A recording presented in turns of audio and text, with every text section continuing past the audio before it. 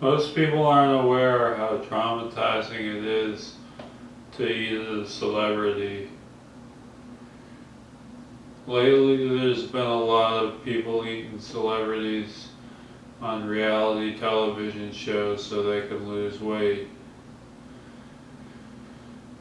I don't think most people would actually eat a celebrity if they knew what eating a celebrity involved. Um, they wouldn't do it. Sometimes when the celebrities get eaten,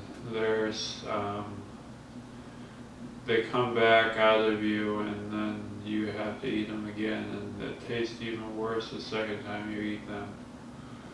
If you got something in your mouth and it's not a celebrity, then your mouth probably feels pretty good, unless your mouth is something.